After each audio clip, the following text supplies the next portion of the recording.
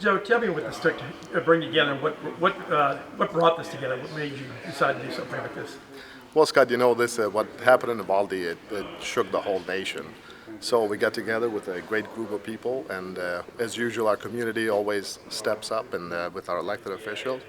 So we put this thing together, and looking forward to going to Uvalde and showing some love and visiting with them. Just three of y'all pretty much put all this together. Tell me what it took. I mean, between the three. Well, actually, it was a team effort. We had some more people that stepped in and helped us out with ideas and how to put this together, and it came out, and the community came out in groups, and we're very thankful for them. Now, what do you plan? What are your plans to do with this? So we're going to take all of the donations today, and 100% of everything that's been donated is going to go straight to Uvalde, and we're going to create therapeutic toolkits. So every classroom will have something to help with the PTSD and the trauma that they've all had to endure. And we're going to take a team of counselors to address the mental health needs that they have. Tell me, what is your name and what organization are you with? Rebecca Smith, and I'm with Love Heals Youth. Tell me a little bit about your organization. So Love Heals Youth, I started doing this work in 2008, made it a nonprofit 2 years ago, and it has been thriving ever since. Primarily, we work with kids that are in foster care, living in group homes. But when they approached me 2 weeks ago about doing this for Uvalde, there was no way I could say no. So it was a real honor, and I feel very privileged they reached out to me and brought my team into it. Ranger Doolittle, anything? No, sir, just thank you to the community for coming out and supporting us. In the way that counselors for people that were impacted by that shooting, law enforcement that responded to it, what they're doing is really special. And like I said, I'm humbled to have been asked to speak here tonight. I know that we got some of Montgomery County's finest in the way of public servants and entrepreneurs and business people and folks who've been making an impact for decades, making this community a great place to live. As for me, I'm what's called a private citizen at this point. Probably not given to public speaking quite so much. I question how overly qualified I am to address this group tonight, but I do know one thing, that's when a Texas Ranger asks you to do something, you say, yes sir, and you get it done. So that's why I'm here. But I think the reason that Wesley did ask me to come say a few words tonight is that I had the good fortune to serve as an officer in our Navy SEAL teams for a number of years, right there with me.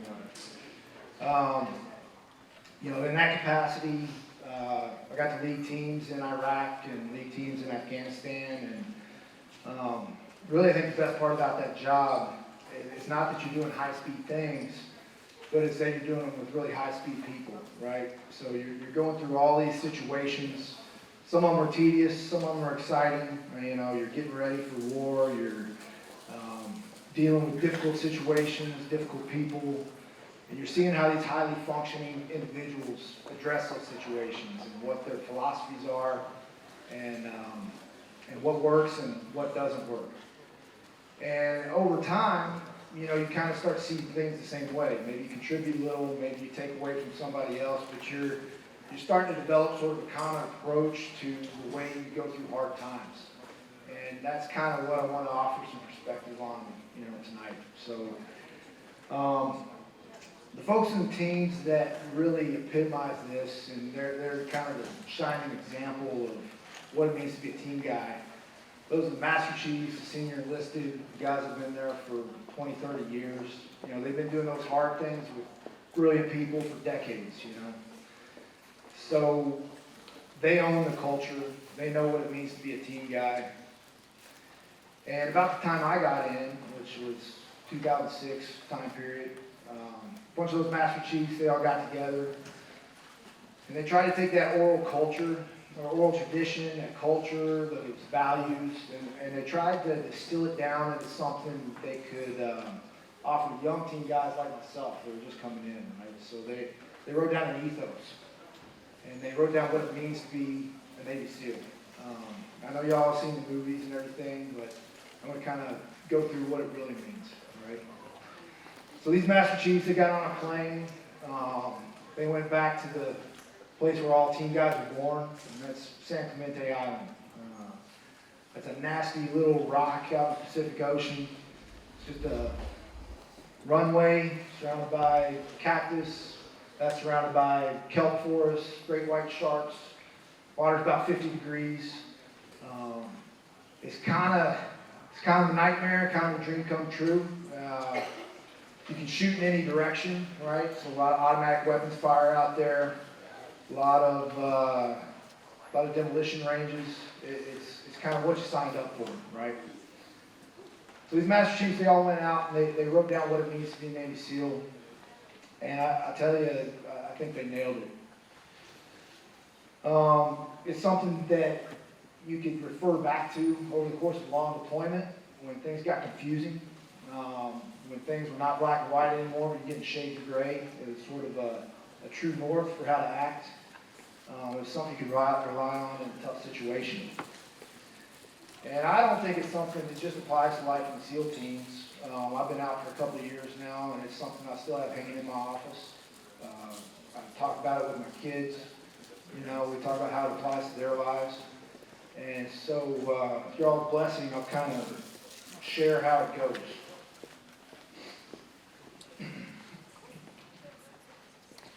All right. In times of war or uncertainty, there's a special breed of warrior ready to answer our nation's call. A common man with an uncommon desire to succeed. Forged by adversity, he stands alongside America's finest special operations forces to serve his country, the American people, and protect their way of life. I am that man. My trident is a symbol of honor and heritage, bestowed upon me by the heroes that have gone before. It embodies the trust of those I have sworn to protect. By wearing the trident, I accept the responsibility of my chosen profession and way of life. It is a privilege that I must earn every day. My loyalty to country and team is beyond reproach. I humbly serve as a guardian of my fellow Americans, always ready to defend those who are unable to defend themselves. I do not advertise the nature of my work, and I don't seek recognition for my actions. I voluntarily accept the inherent hazards of my profession, placing the welfare and security of others before my own. I serve with honor, on and off the battlefield. The ability to control my emotions and actions, regardless of circumstance, sets me apart from other men. Uncompromising integrity is my standard. My character and honor are steadfast. My word is my bond. We expect to lead and be led. In the absence of orders, I will take charge, lead my teammates, and accomplish the mission. I lead by example in all situations. I will never quit. I persevere and thrive on adversity. My nation expects me to be physically harder and mentally stronger than my enemies. If knocked down, I will get back up every time. I will draw on every remaining ounce of strength to protect my teammates and to accomplish our mission. I am never out of the fight. We demand discipline. We expect innovation. The lives of my teammates and the success of our mission depend on me. My technical skills, tactical proficiency, attention to detail, my training is never complete. We train for war and fight to win. I stand ready to bring the full spectrum of combat power to bear in order to achieve my mission and the goals established by my country. The execution of my duties will be swift and violent when required, yet guided by the very principles that I serve to defend. Brave men have fought and died, building the proud tradition and feared reputation that I am vowed to uphold. In the worst of conditions, the legacy of my teammates steadies my resolve and silently guides my every deed. I will not fail. So when I think about how these words can apply to the situation at hand and the tragedy that unfolded in Uvalde, first my thoughts go out to the families of the victims, survivors of the shooting, people that care about them, the town of Uvalde, basically just the community in general. They're going through a suffering there that we can only imagine. First and foremost, you got the mourning for the loss of those precious and innocent lives. You know you're going to have despair about the senselessness of what occurred there. There's going to be fear for the future. And there's going to be anger. I mean, there's going to be anger at the gunman, people who are close to him. there's going to be, I can tell you, if I was there and I experienced that kind of loss, I'd have all sorts of anger. Some of it justified, some of it irrational. I'd be angry at school administration and law enforcement officers and media and aid organizations, basically anybody who get in my way, I'd probably have a word for them. So that's all stuff that needs to be worked through. I mean, that's where Love Heals Youth comes in, right? I think we can all agree that they're going to need all the help that Love Heals Youth can provide, and probably 10 more organizations just like them. But moving forward from that tragedy, it's not a hopeless pursuit. I think it's a worthwhile one. We've all seen communities in Texas go through these dark times before, go through these nightmares before. What comes to mind is University of Texas in 1966, or Waco in 1993. These were situations where evil men, brought suffering to the lives of innocent people, right? But, the broader Texas community didn't sit back and let those communities languish in those times. They didn't let those events define those places. We've seen growth from the ashes. I mean, what has Austin given us since that time? We've got Stevie Ray Vaughan and Torchy's Tacos and Dell Computer, all that good stuff, right? I know I don't need to talk about Chip and Joanna and Waco. So, what I'd like to say is that Uvalde has a future. If we're launching rockets into space from Brownsville, there's no telling what could happen in Uvalde in the years to come. So when I think about the community, and then I go back to the ethos, there's some words that jump out at me, and those are what follows. I will never quit. I persevere and thrive on adversity. If knocked down, I will get back up every time. I'm never out of the fight. And then going further, for the broader Texas community, I'd share this idea. The idea that we expect to lead and be led. In the absence of orders, I'll take charge, lead my teammates, and accomplish the mission. And I think that that's evidenced by your presence here tonight, right? That's one of the most impressive things about being in the SEAL teams, and I saw it every day, is when people would take ownership of their situation. So I see it when a new guy would check in and he'd be assigned to the comms department, and you come back the next day, and that place was squared away. He knew where every battery was and every piece of equipment was, and he owned that process. Saw it when task force commanders would go overseas and they'd start looking for national level assets that they could leverage for us to go out and get bad guys, right? It wasn't something that people told them to do. It's something they saw needed to be done, and then they did it. And I saw it probably most clearly when it came to the way that those senior enlisted leaders, those master chiefs, took care of their guys, right? That's a tenet of our community. Over 20 years of combat, a fighting force is going to get dinged up. They're going to see some problems, right? So these master chiefs, they saw gunshot wounds, missing limbs, missing eyes, divorce, depression, PTSD, TBI. There's nothing under the sun that these guys hadn't seen, right? And they dealt with it. And I'd say that the one thing that struck me is they would never accept that there wasn't a path to healing. If the Navy didn't have a program for that, they created one. Or they went out and found people that could create one. And that's evidenced through the creation of organizations like NICO, which is the National Traffic Center of Excellence. I saw that in the growth of the Navy Special Warfare Foundation. They would buy a home for a grieving spouse. I saw that in sending our wounded warriors back to school so they can make a career transition.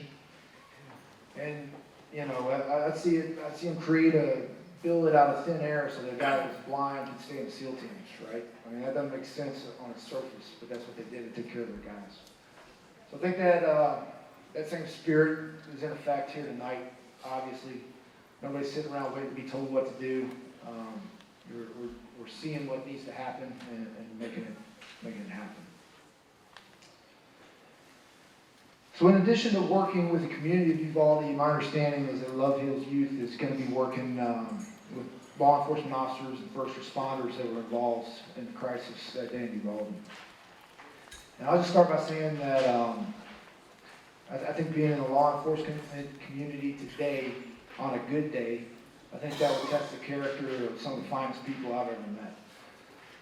It's one thing to deal with budget shortfalls. It's one thing to deal with the lack of training resources and long hours. Those are annoying things that you can overcome. But I'd say that the constant scrutiny, constant criticism, going too hard or going too soft, the idea that people in positions of leadership are catering to societies that don't know what they want. They don't know which laws they want enforced. They don't know how they want them enforced. I'd say it's a tremendously difficult position to be in. You're never away from it. You never know when that next traffic stop is going to be a felon who's not wanting to go back to jail. So there's a tremendous amount of stress. Add to that a tragedy like what occurred in Uvalde. And so in a time like that, in a position like that, what do? There's no right answer. It's not a winning game. It's a tough position to be in. And the only thing I can offer is going back to that foundation, going back to the basics. And for me, that means looking into Ethos and seeing what they have to say, right? So if you take that badge as a symbol and you think about what it means, I'd offer you this. It is a symbol of honor and heritage, bestowed upon me by the heroes that have gone before. It embodies the trust of those I've sworn to protect. By wearing it, I accept the responsibility of my chosen profession and way of life. It's a privilege that I must earn every day. And then going further, and it says, I humbly serve as a guardian of my fellow Americans, always ready to defend those who are unable to defend themselves. I voluntarily accept the inherent hazards of my profession, placing the welfare and security of others before my own. And that's a high standard. That's a big ask. But I think that our generation and our law enforcement officers are up to it. And I'll tell you, it's not without precedent. The Ethos also offers this idea. Brave men have fought and died, building a proud tradition and feared reputation that I am bound to uphold. In the worst of conditions, the legacy of my teammates steadies my resolve and silently guides my every deed. And I can tell you with 100% certainty that plays a part in the execution of your duties in the SEAL teams. You're thinking about the people that went before you, how they would handle a situation, and you're trying to live up to that legacy. And I don't see any reason why that shouldn't be true for law enforcement in Texas. You got the example of Jack Hayes and Lone Wolf Gonzalez and Frank Hamer. Those are men that have paved the way. They're men that have done the right thing in the face of a lot of adversity. And I think it's something to consider. Turn to the practical for a moment. For those law enforcement officers that responded that day and they're hurting now, I can only offer some ideas that have worked for my brothers in the SEAL teams. And I'd say it's kind of a dichotomy. It's kind of something that it's hard to wrap your head around. But number one is get back to work. Keep working, keep training, keep doing the right thing, keep going after bad guys, and channel that negative energy into something positive. That's a way to stop from spiraling off into something bad. Flip side of that coin, and in the same breath, is I'd say talk to the counselors, get the help you need, let people know when you're hurting, look out for your brothers and your sisters, and make sure that they're doing the same thing and they're taking advantage of these programs like Love Heals Youth. Also, practically speaking, in a short time since that shooting, I'm not involved with the law enforcement community. I don't talk to guys every day, but personally, I've talked to guys here in Montgomery County that responded to that incident that day. DPS officers that were there. I talked to folks in Austin. And I just say it's not going to be easy to identify the people that need a helping hand, right? So be vigilant for it. Look out for folks, and you can't limit it to a certain amount of time. These things can manifest themselves really weeks and months and years down the road. So stay vigilant, take care of your people. And then finally, one other thought in terms of practical matters is I've seen times in the SEAL platoons where people in positions of leadership, people that may not have even been there that day, they take on a sense of guilt for the outcome of what happened. And that can affect their own lives, the lives of their families, the organizations that they run, right? So nobody's above needing a helping hand, and keep an eye out for those folks as well. So I'll wrap it up at this point. And in closing, I just want to leave you with one thing. It's that over the past couple of years, we've all seen people moving to Texas, right? They're coming here from all over. They're coming in droves. And I think they're coming because deep down they recognize that the culture here, the people here, the government here, they all appreciate the individual, right? They see value in the individual and the decisions that individuals make. And I think they kind of look at that like it's freedom, like maybe freedom from taxes or petty regulations, things that they've been dealing with in other states. But I think it's our job here tonight to show those folks that the flip side of that freedom is responsibility, the individual responsibility.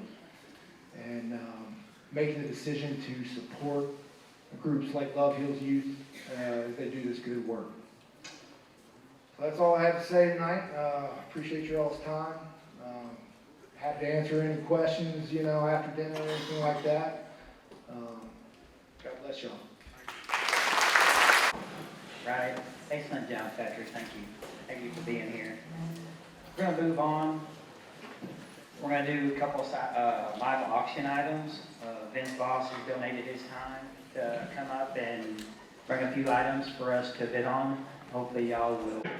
All right, you're going to buy all three for one money. Anybody give it to bid $100 bid? Anybody I got $100 bid, $6, $700 bid, $800 bid? Anybody would have been $800? I got $7, $800. Anybody ain't down $9? Anybody would have been $900? They were talking about the schools and security and all. And all I can hope and pray for us is that this type of event never happens here.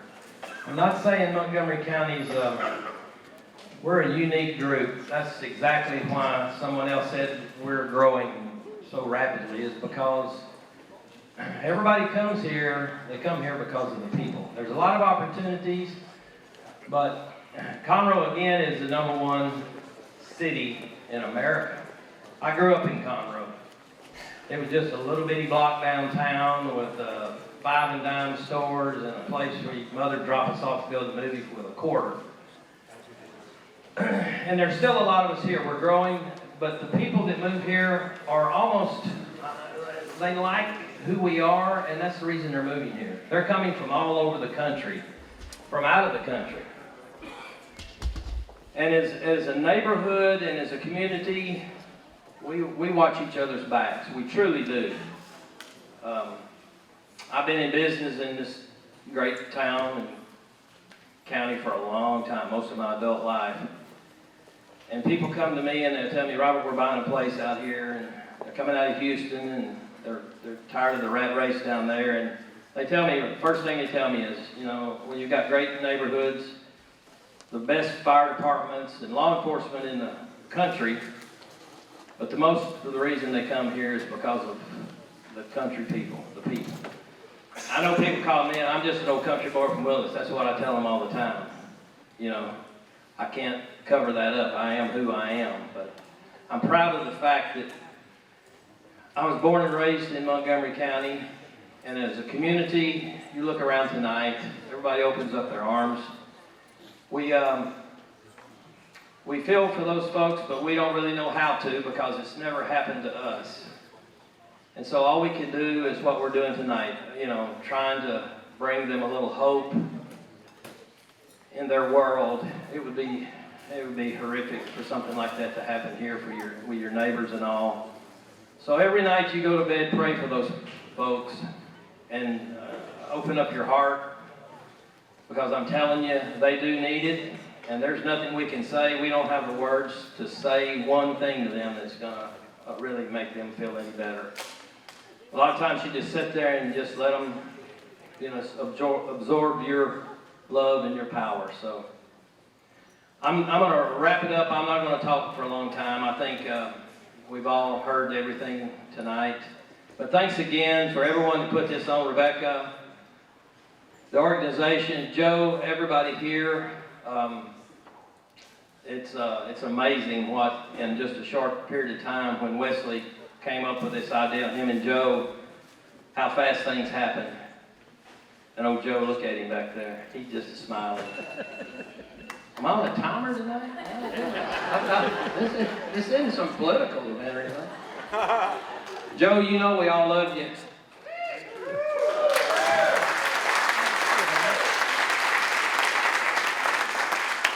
Well, thank y'all. God bless each and every one of you. And say them little prayers from the folks, please. Thank you, Commissioner. I'll take just a second here and recognize some of our sponsors. We had an anonymous sponsor contact me pretty much right out of the box before we even had this venue, before we had this set. It was just an idea. And really, it was Joe's idea. He contacted me on the day of the shooting, and he asked if he could go to Uvalde and cook for the first responders and the folks working down there. And I called down there and talked to the guys that was working down there, and they said they were covered up, just things were chaotic, and that it probably wouldn't be the best time. So I reached back out to Joe and told him that they were covered up. It was chaotic, right? They had a lot of things going on, and we suggested maybe we do a dinner here. I don't think we imagined what we have tonight, did we, Joe? It turned out really well. We thank y'all for being here, and it wouldn't be possible without all our sponsors. We thank you to the anonymous donor that contacted us, or contacted me right away. Wood Forest Bank, Rise Petroleum, Buckaloo Chevrolet, Steve Ginn, Gary Richardson, Tim C., TJ Knox, Morris Monroe, Paul Mason, Keitha Brown, Cindy Weissner, Judge Wayne Mack, Tim Wathall, Brandon Pye, Heather, I'm going to mess his name up, Kazube. Is she here? I usually say same to you when somebody tells me something like that. Mayor Jody Kazowski, and more air conditioning. We thank y'all very much for making this possible, and then those that we recognize for donating the dinners and such. Thank y'all very much. I agree with Patrick that we can't sit around and wait for other people to do things for us. We can't wait for the government to tell us what to do in a bad situation. We reach out to our neighbor across the street, our neighbor down the road, the people in our community that make it a better place, and we start there. We work with our cities and our counties, and we make it better. And I think everybody here agrees that Montgomery County is the best county in the state of Texas.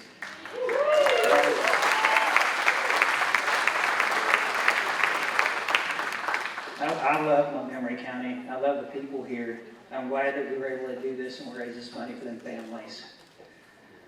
Another one of my favorite things is my Commissioner, Charlie Riley, who's here tonight supporting this deal. And I asked him if he'd come up and say a couple words, and he told me no, so I said, well, I'll announce you anyway. Come on up, Commissioner. Thank you.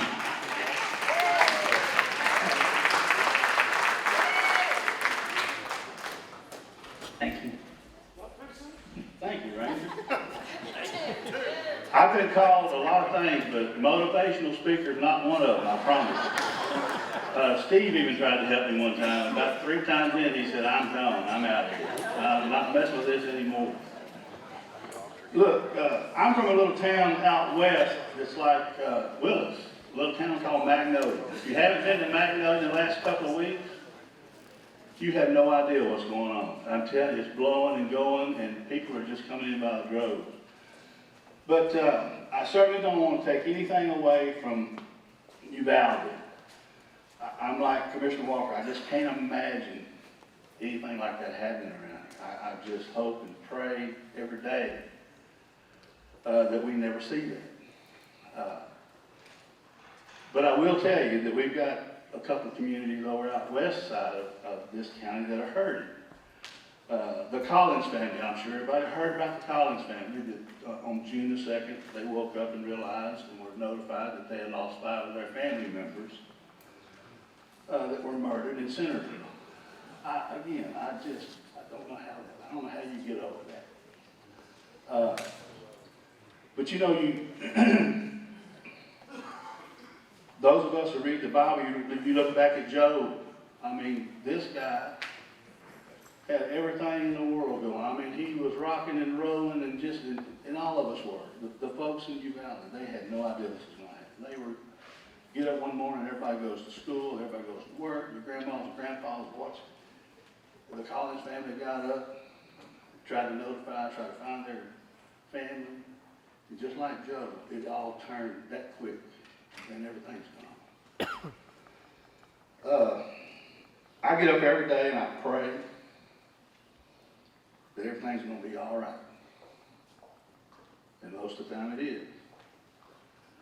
Sometimes we have rough days, so you pray a little harder. And you pray at night. And I got grandkids, and I got kids, and I got family. And I pray over them all the time. And I think that's the only thing that we can do, besides what we're doing here tonight, is to pray for everybody. I had a lady one time, and I was at a function, and they asked her to say a prayer to bless them. And she prayed and prayed and prayed and prayed. She prayed for everything. And people were getting kind of edgy. And she finally wrapped it up when she said, "And Lord, I want you to even bless those people that I don't like." So that kind of hit me like, you know what, we got to pray for everybody. And I think that's what we have to do. And again, when something like this happens, Montgomery County does come together. And I will say, we have the best county in the state and not the country. And I'm so proud to be in Montgomery County. And again, I'm not a motivational speaker, and I don't take a lot of time. So thank you all for all y'all have done. Thank you all for being here, and God bless each and every one of you. So the silent auction is going to be ending here pretty quick. I think it's actually ended already, but we'll give y'all one last chance to take a look at things before we get through. Jerry told me that the golf balls and the bourbon balls were for the Masters tournament, so if you play golf, that might mean something to you. Next, I'm going to call on another friend of mine that's here in Precinct 1 that is always out supporting the community, and he leads the way in Montgomery County for mental health. He dedicates his office to serving the community and helping those people who are generally in the most need. They can't help themselves. So he heads that up here in Montgomery County and heads up the mental health unit at the Precinct 1 Constable's office, Constable Philip Cash.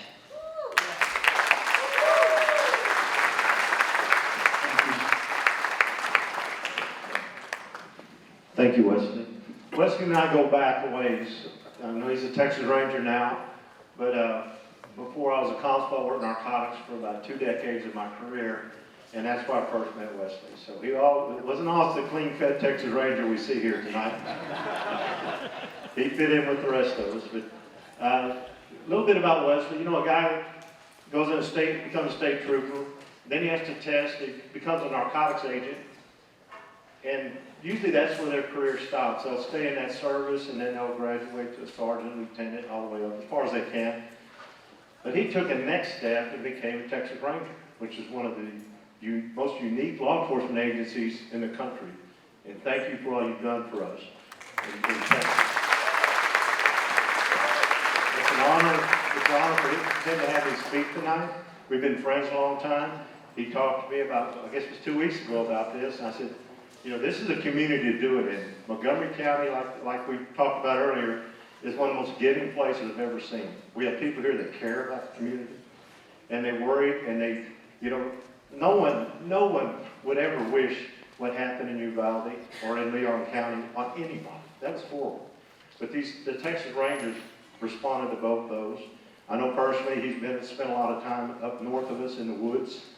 But anyways, appreciate everything you've done and for the community. 2017, I was elected as your constable in Precinct 1, and one of the things I ran on was making a better mental health response for Montgomery County. It's something I believe we lacked. We talked about it. I was the only constable or the only elected official in law enforcement that even spoke about mental health when he ran.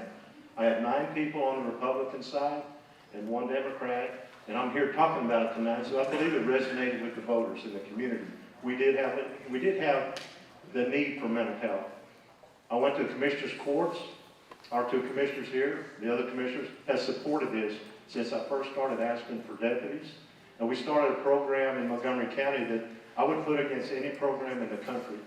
We've got some really good officers that are conscious about what they do, and they're doing a great job. The numbers show it.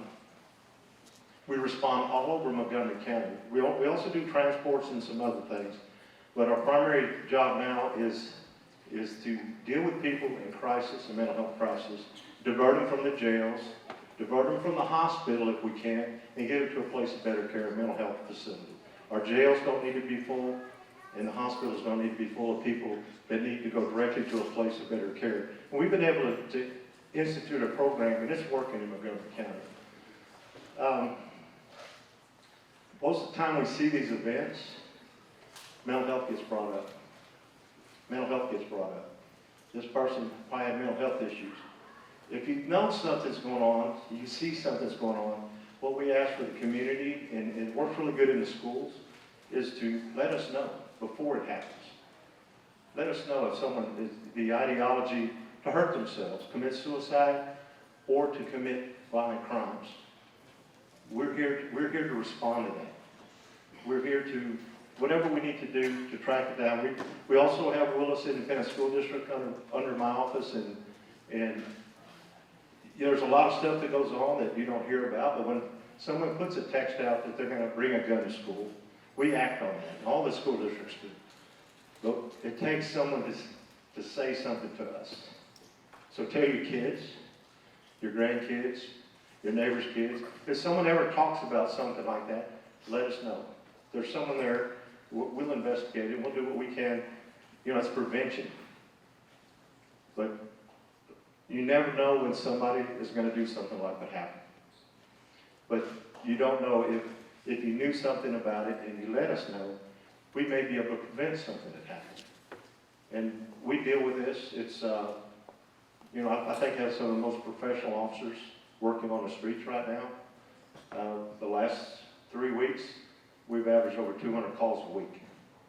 So it's picking up, but we're responding, and you know, I'm really proud of our commissioners. They support this, and it's part of our community. It's good to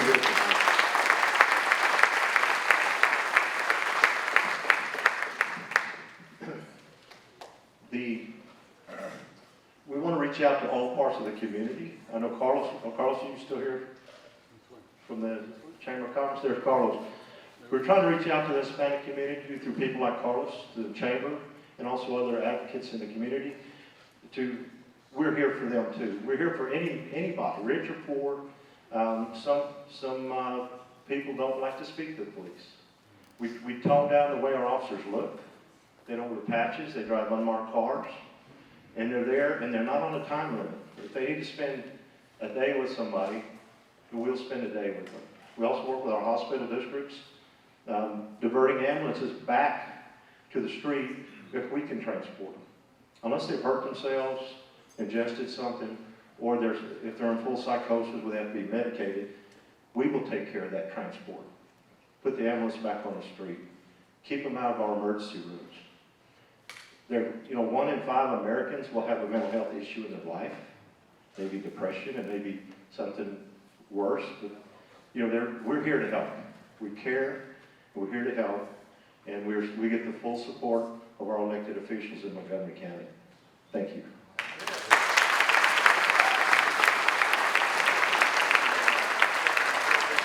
Thank you. We're actually a little ahead of schedule, which is nice, right?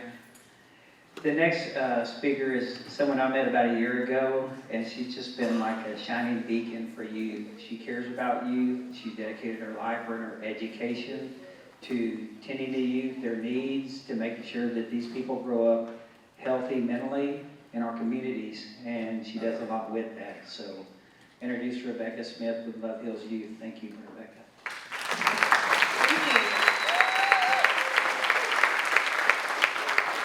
So we're closing out that auction. If y'all want the bourbon and balls, I guess they're master balls.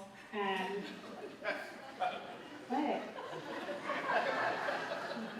You might want to go place your bed. I think they're going to take up the sheets here in the next one. Oh, I'm sorry, they have taken up the sheets. So never mind, no more balls. When I first started this adventure in 2008, working with foster kids, I had no idea where I was going to end up. And 2 years ago, I decided to turn my mission, my passion, into a nonprofit. And I reached out to a lot of people. And there was somebody that responded and came to my office and said, hang in there. And that was Commissioner Riley. And so he's been very motivating for me. And Mike Silvio, y'all have been so supportive and encouraging, and just the fact that you took an interest in what we were doing helped me to move the mountains to keep pushing forward. I was told I was a very persistent person. I also don't know how to say no, so when Wesley approached me, excuse me, this is my daily alarm of, were you purposeful in your act of kindness today? When Wesley approached me last week, was it last week? 2 weeks ago, almost 2 weeks ago, and said, hey, we want to do something for Uvalde, and we want to do something more than just a transaction. We want to do something that is going to make a difference. Would you be interested in doing this with your nonprofit? And my nonprofit, usually our primary focus is the kids that are in foster care and live in group homes. But I don't know how to say no, and so I thought this would be a great opportunity to do something different and go down there. I am going to ask that you pray for all of us, because it's going to be hard. It's going to be very hard. Even just doing the flyers for this event, I found myself in tears every day doing this, because it was hard to think about what these families are going through. It was hard to think about the children that were lost. So, in your program, the insert, there are some mental health resources. There are a ton more resources in our county, because we really do have the best county in the state. We are very incredible with the support that we have. And so I wanted to highlight just a few things in there. But again, there are so many more. On the back side of that, I decided to write a poem. And so this is my thank you to all of you. And it's, the program is also online as well. But I wanted to really make sure that we're able to send love to Uvalde. I was very honored to do this. So childhood should bring the best of days for playing, laughing, and loving praise, running through fields, chasing fireflies, playing games, and acting like spies, collecting wildflowers to give to mommy, then lost in play, making a toy tsunami. Childhood should create memories galore, setting the stage for what life has in store, showered with love by family and friends, going to school where our learning begins. For a child, it's only the joys that stand out. Parents and teachers relieve any doubt. Childhood should never come to an end due to a tragedy that a parent can't mend. Our lives will stop when a child is taken, a parent's worst nightmare as their world is shaken. Unable to breathe or see any light, in this dark tunnel where the world is not right. Parenthood should be a lifelong duty, raising your children to know life's beauty, tucking your baby in bed every night, holding them close and squeezing them tight. Uvalde has suffered unbearable pain. Their roads are now paved with a ruthless terrain. Our counselors will go to serve as guides, sewing each heart before it divides. So big thank you to all of you for the love that you share and supporting Uvalde through their sinking despair.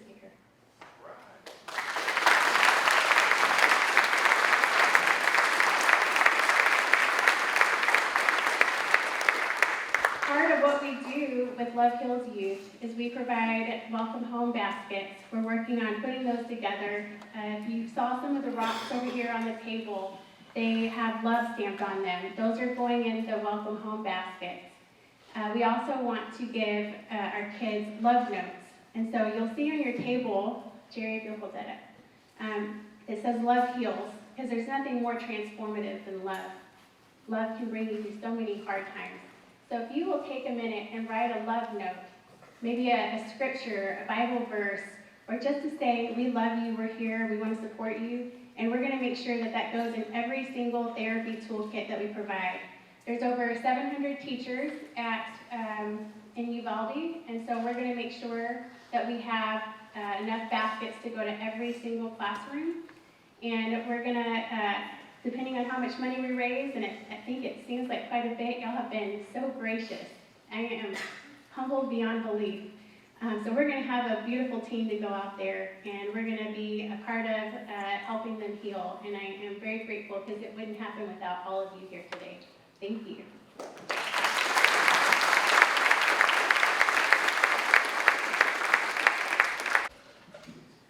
Well, that kind of brings us to a close tonight. We want to say thank you to each and every person that came here tonight. It's just overwhelming. I didn't know what this was going to look like when we had this idea, Joe.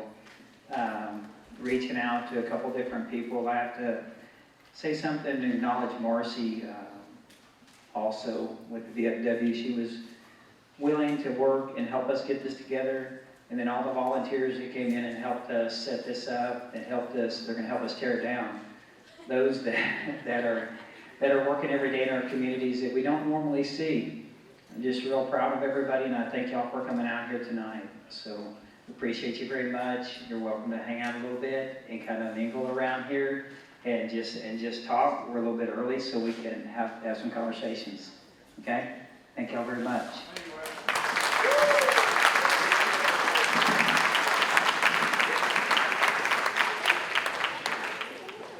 It doesn't have to happen anymore.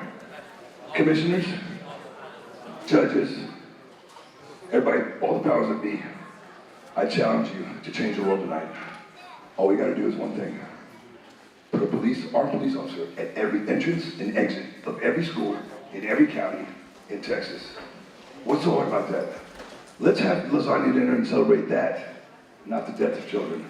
Please, everybody come with me, and please, let's do that. That's easy. That's all I gotta say. Thank you.